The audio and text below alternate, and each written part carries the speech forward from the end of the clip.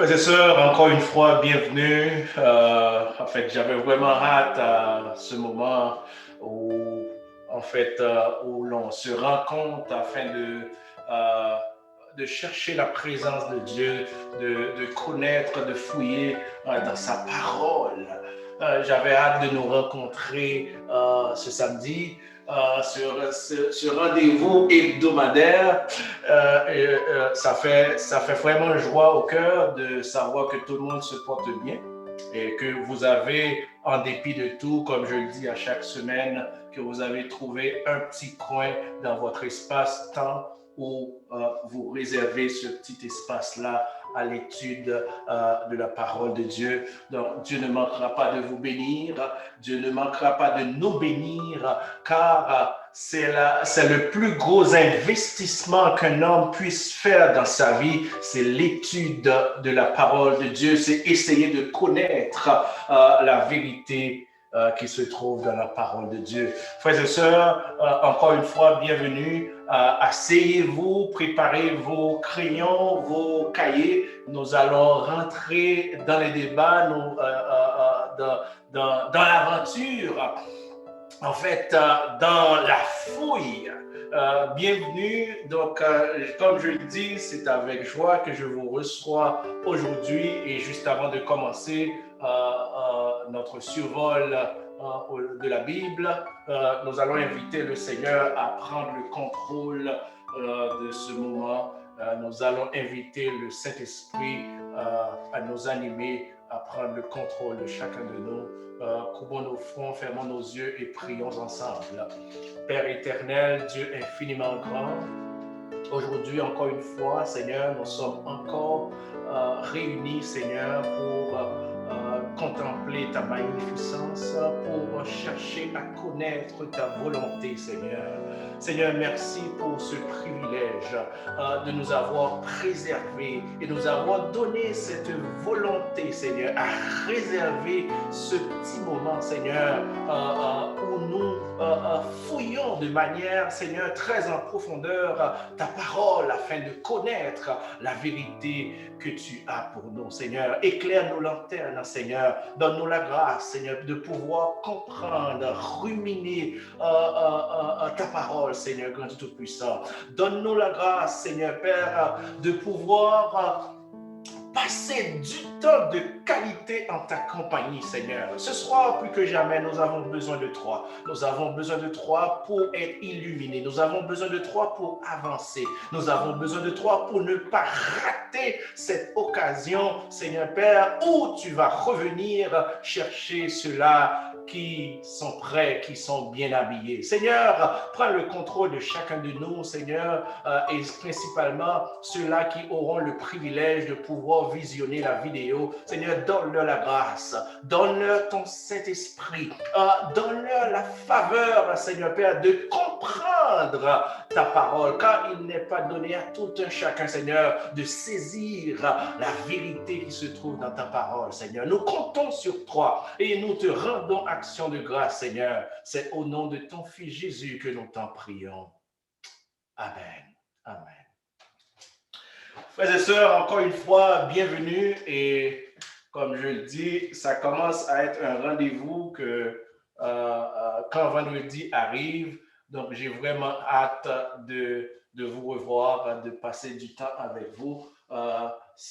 Comme je le dis dans la prière, c'est un moment que vous n'allez pas rater. Frères et sœurs, juste avant de continuer avec notre survol de la Bible, j'ai quelque chose à partager avec vous. J'étais en réflexion cette semaine et le Seigneur m'a dit deux choses. C'est vrai que c'est des choses que nous allons voir peut-être dans un avenir lointain dans l'étude de la parole, mais laissez-moi partager ces réflexions avec vous.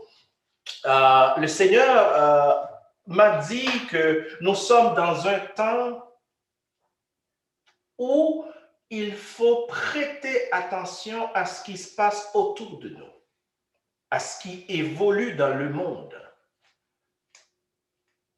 où il faut voir les choses différemment. Je dirais même où il faut prendre un recul un recul par rapport à notre passé, un recul par rapport à la façon on était enseigné, un recul, je dirais, à la façon même que nous avons appris à connaître Dieu et pour pouvoir nous positionner, pour pouvoir en fait réaliser sommes-nous réellement sur la bonne voie. Et j'aime cette parole du psalmiste qui dit: regarde, cher Seigneur, si je suis sur une mauvaise voie et conduis-moi sur la voie de l'éternité. Il est tellement facile, des fois inconsciemment, involontairement, de se détourner de la volonté de Dieu, de s'écarter de la route.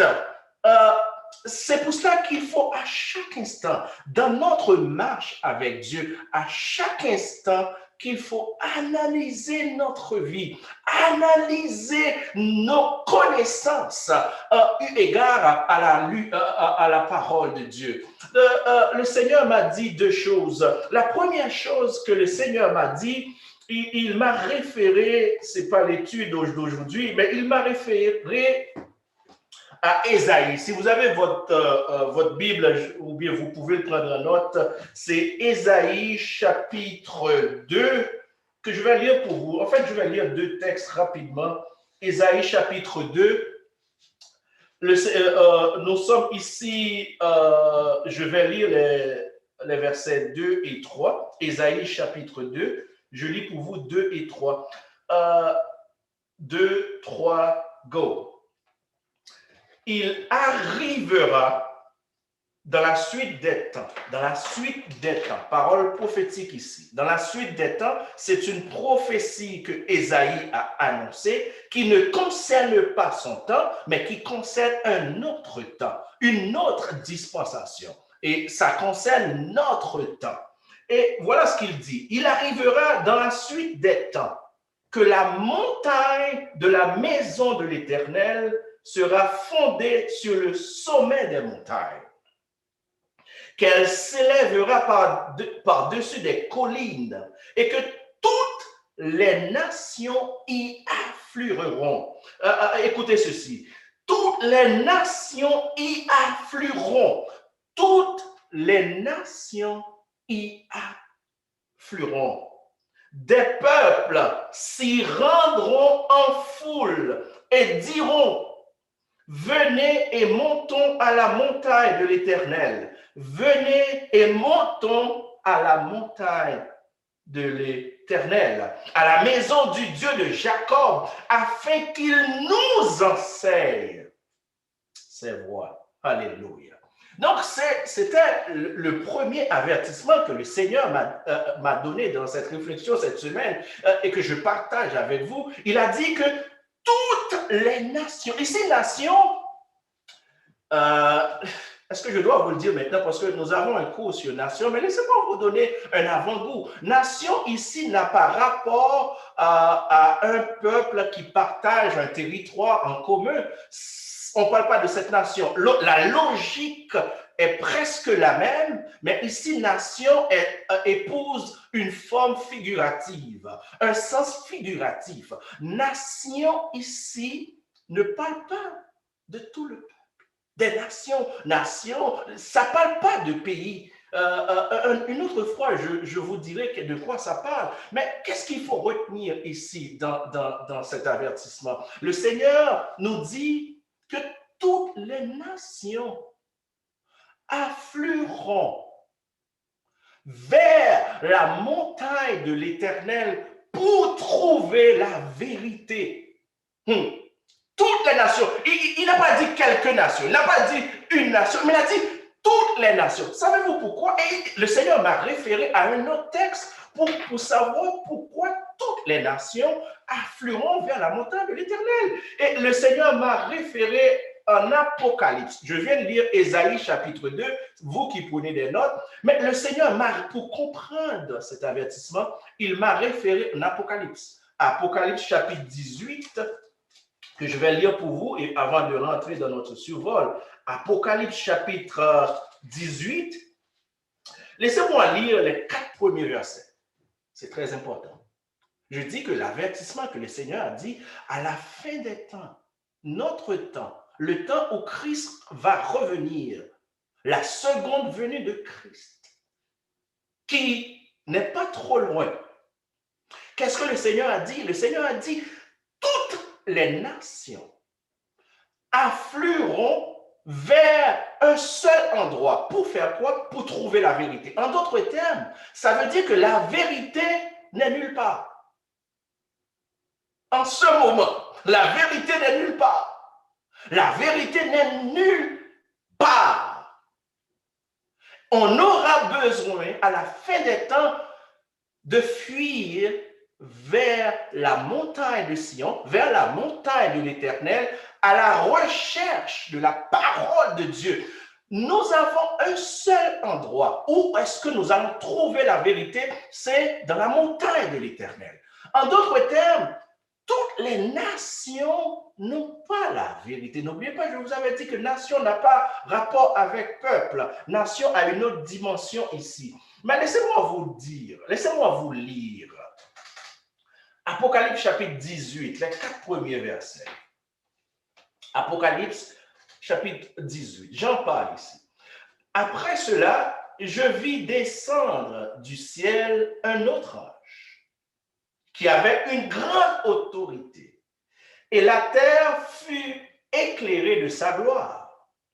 Il cria d'une voix forte, disant, elle est tombée, Babylone, la grande. Elle est devenue une habitation de démons, un repère de tout oiseau impur et odieux. Je vais vous expliquer dans un autre coup qu'est-ce que ça veut dire oiseau impur. Babylone, c'est un repère de tout oiseau impur.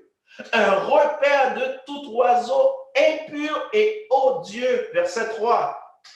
Parce que, pourquoi? Parce que toutes les nations,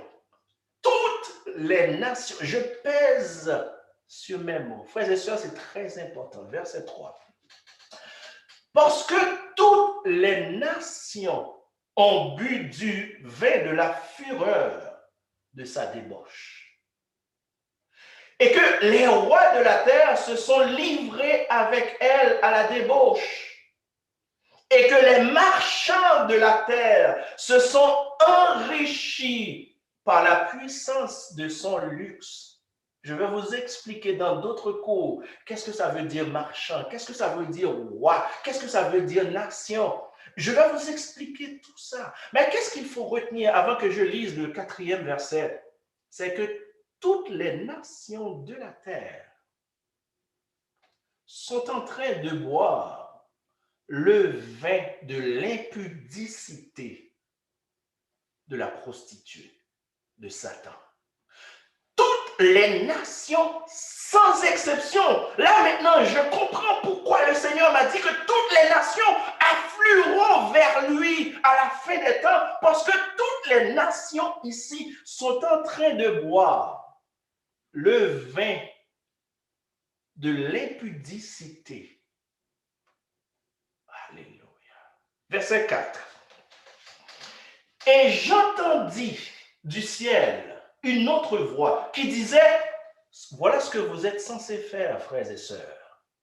Voilà ce que vous êtes censés faire à la fin des temps. À la fin des temps. À la fin des temps. Voilà ce que vous êtes censés faire. Et j'entendis du ciel une autre voix qui disait, sortez du milieu d'elle.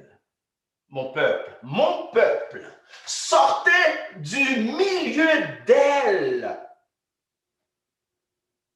Mon peuple, sortez du milieu de la prostituée. Sortez d'elle, sortez du milieu d'elle, afin que vous ne participiez point à ses péchés et que vous n'ayez point de part aux fléaux qui vont s'abattre sur l'humanité. Frères et sœurs, C'était l'avertissement de la semaine que le Seigneur m'avait donné et que je partage avec vous ce soir. Deux choses que vous êtes censés faire. Je dirais même une seule chose. Une seule chose. Mais il faut comprendre deux choses. Avant que l'on rentre dans le survol, il faut comprendre deux choses. Toutes les nations afflueront vers la montagne de l'Éternel, parce que la présence de l'Éternel, c'est là qu'elle va être, sur la montagne de Sion. Je vais vous expliquer qu'est-ce que ça veut dire montagne. Mais sachez-le maintenant qu'il y a un seul endroit à la fin des temps où est-ce qu'on va recevoir la vérité, c'est sur la montagne de Sion. Parce que c'est là, c'est l'unique endroit où on va trouver la présence de Dieu. Et pourquoi toutes les nations afflueront vers la montagne de Sion? La raison est simple. Nous venons de lire dans Apocalypse 18. C'est parce que toutes les nations de la terre, au moment où l'on parle maintenant, sont en train de boire du vin de l'impudicité de la prostituée. Nous verrons qu'est-ce que ça veut dire une prostituée, frères et sœurs. Pour vous dire quoi? Une seule chose que vous avez à faire aujourd'hui, si vous voulez ne pas rater la seconde venue, comme beaucoup ont raté la première, il faut fuir. Il faut fuir. Et quand vous allez fuir, le Seigneur l'a dit dans Matthieu 24, quand vous allez fuir, il ne faut pas regarder en arrière. Comme l'avait fait la femme de l'eau. Il ne faut pas regarder qu'est-ce qu'il y a dans la maison. Quand c'est le moment de fuir, il faut fuir. Il ne faut pas aller chercher des habits. Il ne faut pas aller chercher des connaissances. Il ne faut pas aller chercher des positions. Il faut juste tout oublier en arrière et fuir, frères et sœurs. Il faut fuir. Si vous voulez sauver votre peau, il faut fuir. Et je vais dire quelque chose. Je sais, ça va être très dur. Et des fois, quand vous allez fuir, si vous avez le privilège de fuir avec votre famille, faites-le. Mais si votre famille est en arrière, vous ne pourrez pas retourner pour aller sauver votre famille. Il faut commencer par fuir soi-même et à distance. Lorsqu'on est sûr qu'on est sauvé, lorsqu'on est sûr de s'éloigner de ce qui se passe dans les nations, à ce moment-là, on pourra étudier des stratégies pour aller récupérer des membres de la famille, pour aller récupérer des amis, pour aller récupérer d'autres personnes. Mais alors qu'on est dans la mer, il faut fuir. Il faut fuir, frères et sœurs. Il faut arrêter d'être religieux. Arrêtez d'être religieux, mais soyez des chrétiens. Soyez des chrétiens. Il faut arrêter d'être serviteurs, mais soyez des fils et des filles. Soyez de la famille de Dieu. Arrêtez de servir, mais il faut avoir une relation avec Dieu. Arrêtez d'être juste un serviteur, mais quelqu'un qui a une relation avec Dieu. Il faut arrêter d'être légaliste.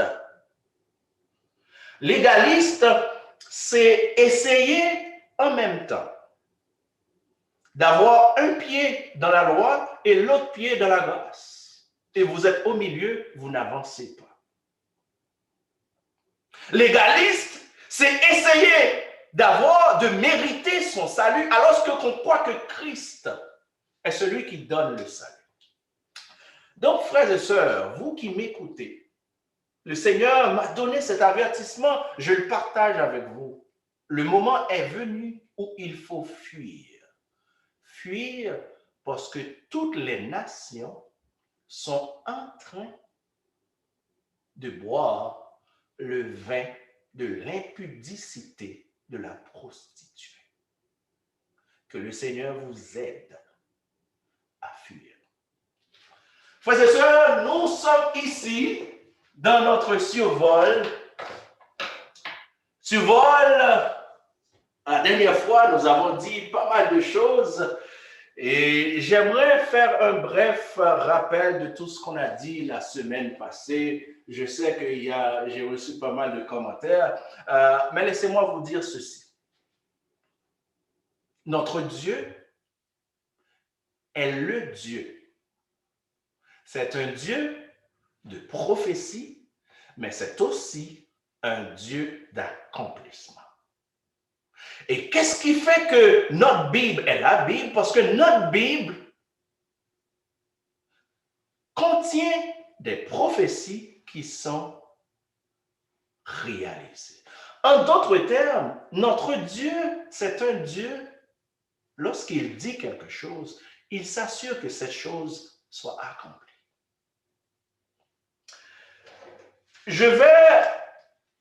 J'espère que vous avez révisé, j'espère que vous avez lu, j'espère que tout est correct avec vous pour tout ce qui a été dit. Donc, c'est pas aujourd'hui, j'espère que je ne vais pas lancer des bombes, sinon qu'il faut fuir. Mais nous avons pas mal de versets à lire pour vous préparer de tout ce qui s'en vient.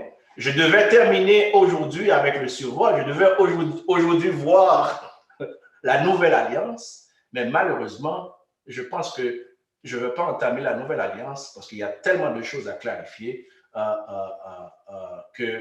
qu'on va faire 2 autres leçons afin de couvrir tout ce qu'on a à couvrir. Mais laissez-moi vous dire ceci. Il ne faut pas confondre l'Ancien Testament avec l'Ancienne Alliance. J'ai des amis, des hommes que j'apprécie, que j'écoute très souvent, mais qui mélangent l'Ancienne Alliance avec l'Ancien Testament. Ce n'est pas la même chose. L'Ancienne Alliance fait partie de l'Ancien Testament, mais l'Ancien Testament, c'est beaucoup plus vaste que l'Ancienne Alliance.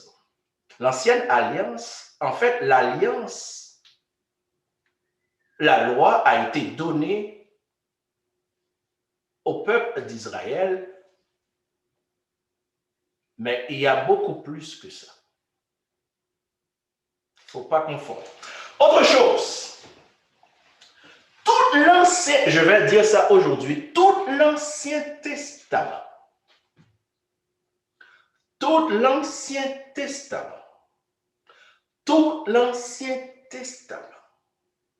incluant l'Ancienne Alliance, avec un seul objectif. Nous l'avons vu la semaine passée.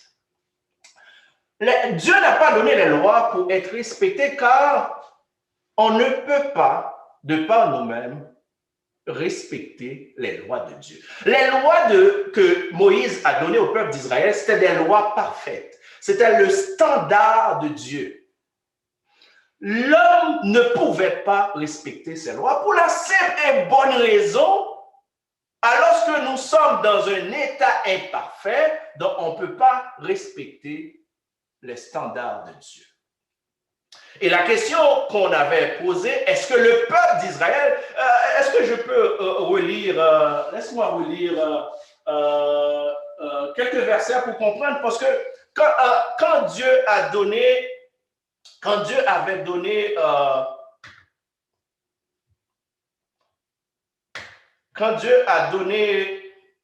les lois, le peuple a répondu favorablement. Et je vais vous lire le verset Exode 24. Je crois que vous l'avez, Exode 24. Exode 24, les versets 6 à 8. C'est un verset que vous avez déjà. Je vais lire pour vous. Moïse prit la moitié du sang qu'il mit dans les bassins et il répandit l'autre moitié sur l'autel. il prit le livre de l'Alliance et le lut en présence du peuple. Ils dirent, le peuple, nous ferons tout ce que l'Éternel a dit et nous obéirons. Verset 8, Moïse prit le sang et il répandit sur le peuple en disant, voici le sang de l'alliance que l'Éternel a faite avec vous selon toutes ses paroles. Donc le peuple était d'accord avec l'alliance. Le peuple était d'accord avec le contrat, donc c'était ratifié. Et Moïse a pris le sang pour pouvoir... J'avais posé cette question la semaine passée. Pourquoi Moïse a-t-il pris le sang? Non, c'était pour signifier le caractère solennel, l'importance de cette alliance. C'est un pacte de vie ou de mort. C'est un pacte de vie ou de mort. Donc, quand Moïse a pris le sang pour ratifier le pacte entre le peuple et Dieu, donc c'est pour montrer au peuple le caractère solennel de cette alliance. Donc, il y va de votre vie, il y va de votre vie. Donc, c'est un pacte de vie ou de mort. C'est un pacte de vie ou de mort. La question que je vous pose, est-ce que le peuple avait respecté la loi? Est-ce que le peuple a fait effectivement comme ils ont promis? La réponse est non. C'est non. Ils ont péché à tout bout de champ. Ils ont péché sur toute la ligne. En sorte que l'histoire du peuple d'Israël, c'est une suite de violations systématiques des commandements de Dieu. Ils sont morts, ils sont décédés en grand nombre parce qu'ils ont systématiquement violé les lois de Dieu. Et à cet égard, Dieu, en réalité, ce que Dieu voulait montrer au peuple, c'est que vous ne pouvez pas. Arrêtez de penser pouvoir répondre aux standards de Dieu par vous-même. Donc, vous avez besoin d'un sauveur. En sorte que, frères et sœurs, toute la loi, je pèse sur mes mots, toute la loi, tout l'Ancien Testament avait qu'un seul objectif. Toute la loi, tout l'Ancien Testament avait qu'un seul objectif, c'est pointer vers un sauveur, vers Jésus. Je reprends. Toute la loi, tout l'Ancien Testament pointait vers Jésus. Pointait vers Jésus. On va lire quelques versets. Je vais ouvrir ma Bible. J'espère que vous avez votre Bible. On va lire 1 Corinthiens 10, 11. J'ai mis les versets au tableau. Je ne sais pas si vous pouvez voir le tableau. On va lire 1 Corinthiens 10, 11. 10, 11, 12. On va lire Nombre 23, 19. Jean 1er, 17, c'est un verset que tout le monde connaît. Et on va lire Jacques 2, 10, aussi c'est un verset que tout le monde connaît. Je vais vous mettre dans le bain avant de faire le switch vers la nouvelle alliance. 1 Corinthiens, chapitre 10, versets 11 et 12. Je lis pour vous. 2, 3, go. Ces choses leur sont arrivées, peuple d'Israël, ces choses leur sont arrivées pour servir d'exemple. Et elles ont été écrites pour notre instruction à nous qui sommes parvenus à la fin des siècles. Ainsi donc, que celui qui croit est debout, prennent garde de tomber. Donc pourquoi aujourd'hui nous sommes en train d'étudier l'histoire du peuple d'Israël? C'est parce que toute cette histoire, en réalité, c'était pour nous enseigner une seule chose, que tout ce que vous voyez dans l'Ancien Testament, tout ce que vous voyez dans l'Ancienne Alliance, pointait vers Jésus. C'était l'ombre des choses à venir. C'était l'ombre des choses à venir. Que celui qui croit être debout prenne garde de tomber. Donc, si vous arrivez à comprendre l'objectif derrière la loi, l'objectif derrière la loi donnée au peuple d'Israël, vous allez comprendre quel doit être maintenant votre comportement par rapport à la réalité qui est Jésus. Nous avons dit que la loi, c'était l'ombre des choses à venir, alors que la réalité est là, donc l'ombre disparaît. Nombre 23, je lis pour vous. Nombre 23. Nombre 23, verset 19.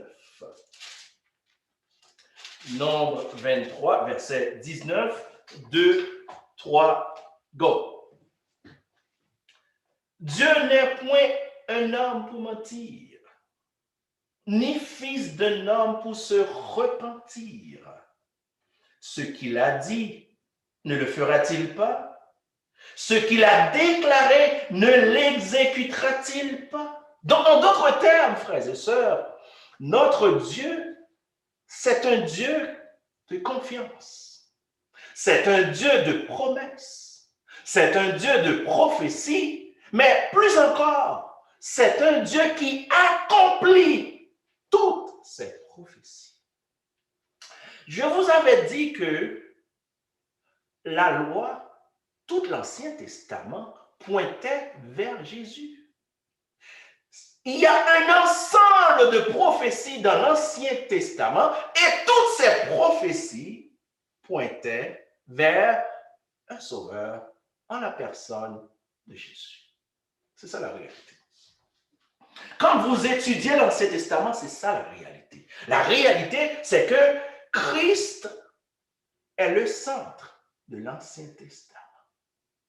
Christ est le centre. Christ est l'objet de l'Ancien Testament. En sorte que il y a plus de, je dirais, plus de 250 prophéties qui concernent Christ dans l'Ancien Testament. Il y a environ 300 prophéties qui concernent Christ dans l'Ancien Testament. Il y a plus de 250 prophéties qui concernent Christ dans l'Ancien Testament. Basiquement, l'Ancien Testament annonçait la venue de Jésus. Mais le problème, c'est que l'Ancien Testament n'a jamais dit clairement une personne s'appellerait Jésus. Il ne l'a jamais dit. Et c'est ça tout le problème. Et c'est ça le problème qu'on va avoir avec les prophéties du Nouveau Testament qui concernent le second retour de Christ. C'est parce que la prophétie, c'est un langage codé. On verra ça très bientôt. Après ce cours, on va rentrer dans la prophétie. On verra comment interpréter, comment comprendre la prophétie. Mais c'est ça le problème. C'est parce que dans l'Ancien Testament, on parlait de la venue de Christ. On parlait de la nécessité que Christ vienne pour racheter l'humanité, car l'humanité ne peut pas s'auto-libérer. Mais la réalité, c'est que c'est voilé. C'est codé. C'est vrai, ils ont parlé, ils ont annoncé la venue de Sauveur, mais il n'a jamais dit que quelqu'un qui s'appellerait Christ allait venir. Je vous donne un exemple, comment c'est compliqué, bien qu'on va voir encore cet exemple. Malachie a annoncé que Jérémie devrait venir avant Jésus. Donc, toutes les personnes qui connaissaient la loi, qui connaissaient la Torah, sont en train d'attendre la venue du prophète avant que le Sauveur arrive. Mais ils n'ont jamais compris que comment évolue la prophétie. La prophétie, on peut utiliser un personnage, mais de manière figurative. Donc, ils attendaient la venue physique du prophète avant que le Sauveur. C'est pour ça que tout le monde a rejeté Christ. Donc, frères et sœurs, qu'est-ce qu'il faut comprendre ici? C'est que tout l'Ancien Testament, toute la loi, pointait vers une seule personne, Jésus. En sorte que, je vous l'avais dit, je vais vous donner le verset, on ne peut pas respecter la loi, frères et sœurs. Soyez pas des hypocrites. Soyez pas des hypocrites. On ne peut pas respecter la loi. Il y a une seule personne qui peut respecter tous les standards de Dieu. Il s'appelle Jésus. Et c'est notre position par rapport à ce Jésus qui nous confère le statut de saint et non nos œuvres. Nous n'en pouvons pas. On va lire Jacques 2, verset 10. Jacques 2, verset 10. Jacques 2, verset 10. Je lis pour vous. 2, 3, go.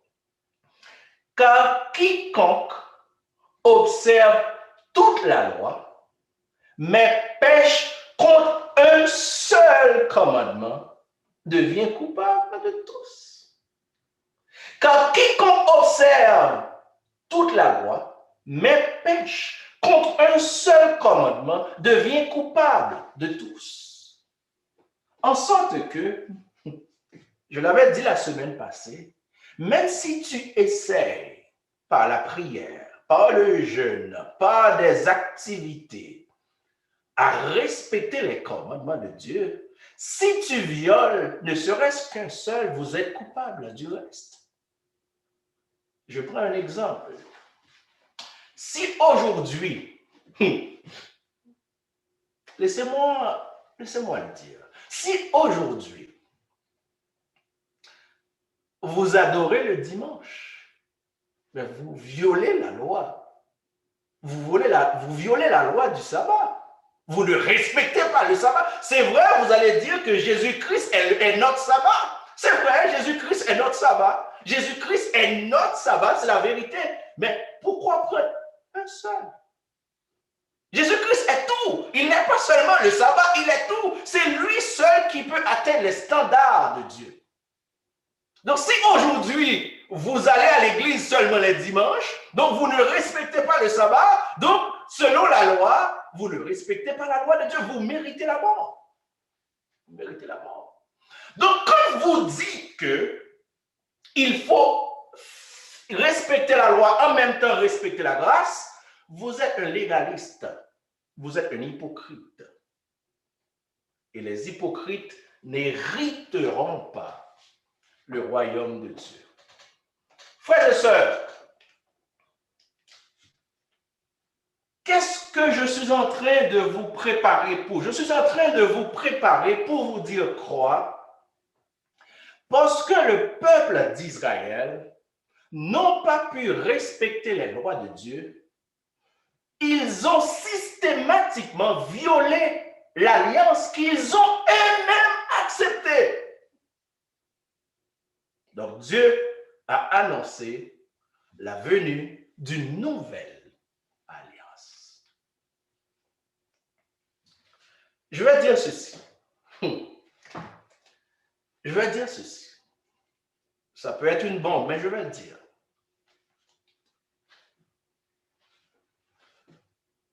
Il faut être intelligent pour discerner dans quelle dispensation sommes-nous.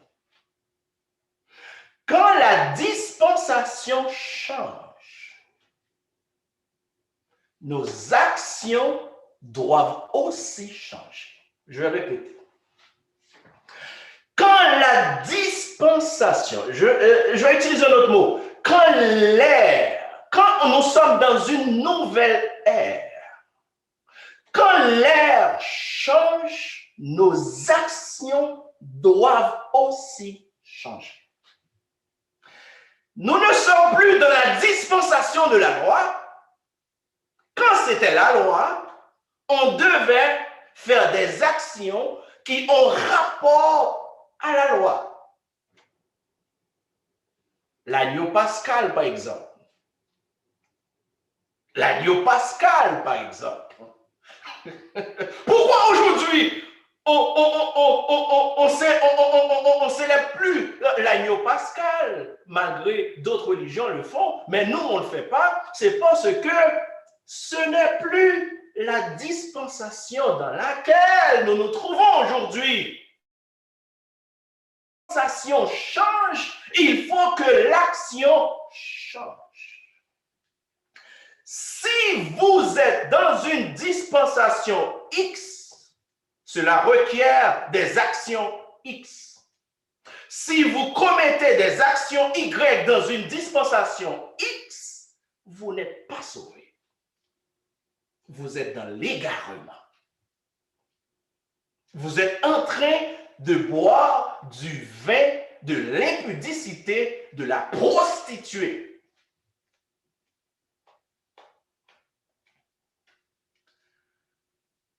Aujourd'hui encore, je ne veux pas anticiper, nous sommes en train de rater les meilleures actions quand nous faisons des actions qui n'ont aucun rapport avec la dispensation dans laquelle nous nous trouvons.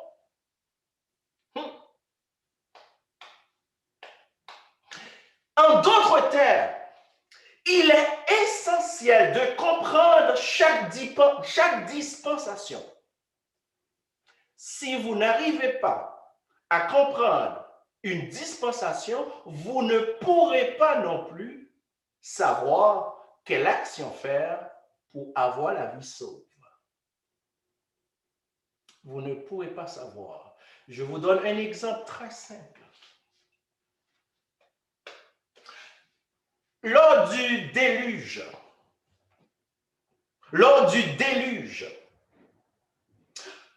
l'action à faire pour avoir la vie sauve, c'était de se trouver dans l'arche, excusez-moi.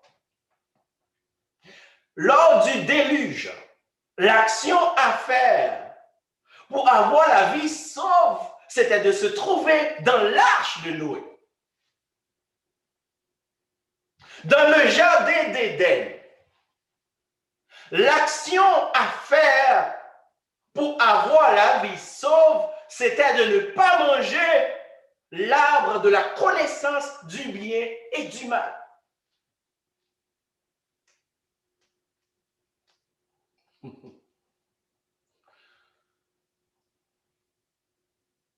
Lors de la première venue,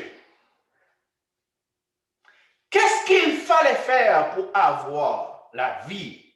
Il fallait juste accepter l'enseignement de Jésus, tout simplement. Et aujourd'hui, qu'est-ce qu'il faut faire pour avoir la vie éternelle, pour avoir la vie sauve? Je viens de le dire, il faut fuir. Il faut fuir pour aller où? Pour aller vers la montagne de Sion. Pourquoi la montagne de Sion? Car c'est là où se trouve la présence de Dieu. Qu'est-ce qu'on va faire là-bas? On va recevoir la parole de Dieu. Pourquoi doit-on fuir? Parce que toutes les nations sont en train de faire les mauvaises actions car ils n'ont pas la capacité de comprendre dans quelle dispensation ils sont. Revenons à notre sujet, frères et sœurs. Donc, tout l'Ancien Testament, je n'ai même pas vu que j'ai dépassé, tout l'Ancien Testament pointait vers Jésus. Je reprends. Tout l'Ancien Testament pointait vers Jésus. Je vais lire 3 textes et on va s'arrêter là pour aujourd'hui afin de préparer la nouvelle alliance.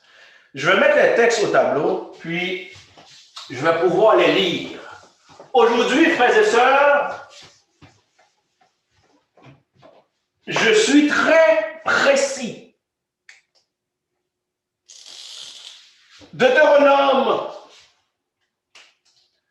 pardonnez aujourd'hui que Deutéronome 18, 15,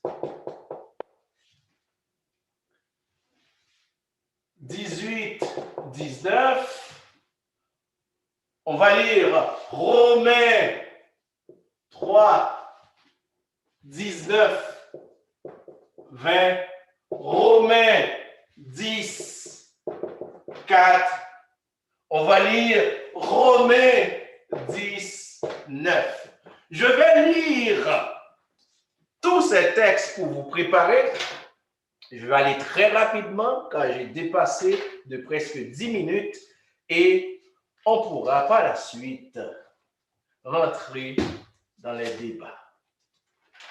Frères et sœurs, Deutéronome 18, verset 15. Laissez-moi lire pour vous.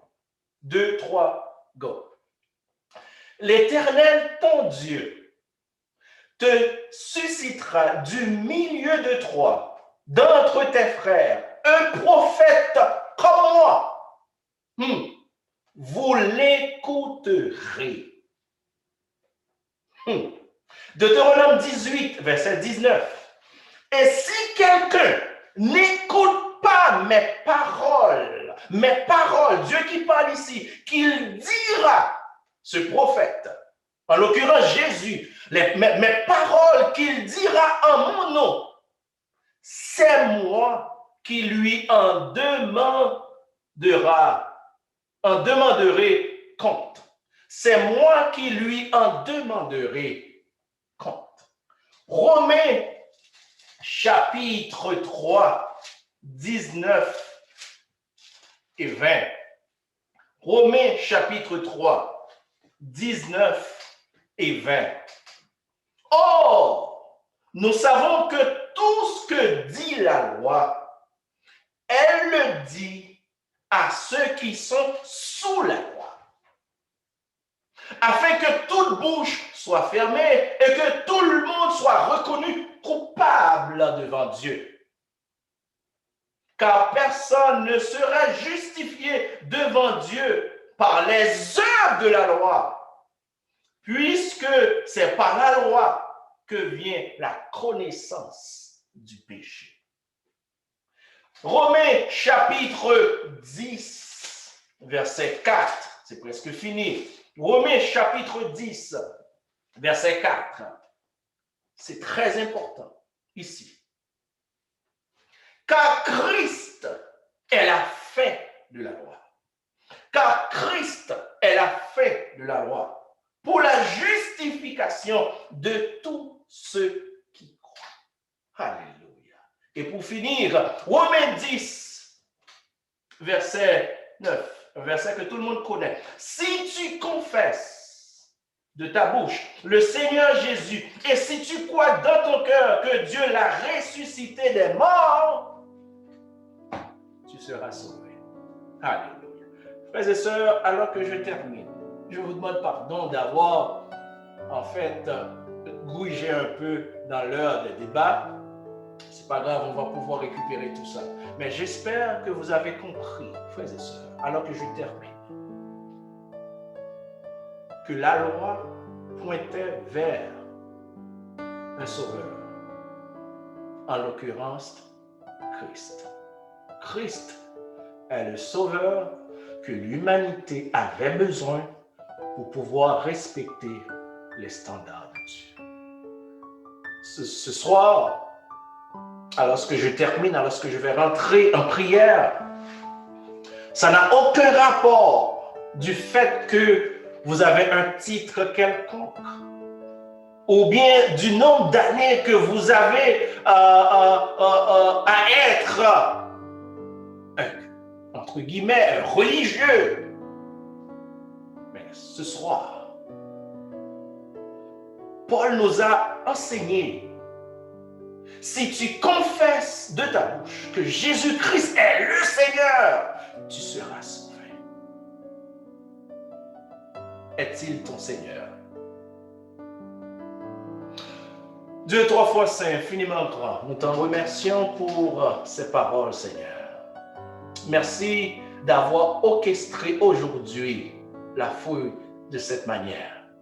Nous avons pu comprendre que tu nous as tellement aimés, que ton but ultime, c'était que tout le monde, en fait, c'est que tout le monde soit parvenu à la connaissance de la vérité et puisse avoir la vie éternelle.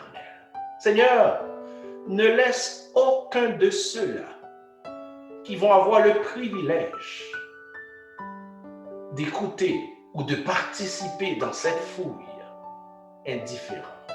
Permets qu'ils puissent faire partie de ceux-là qui vont fuir vers la montagne de Sion.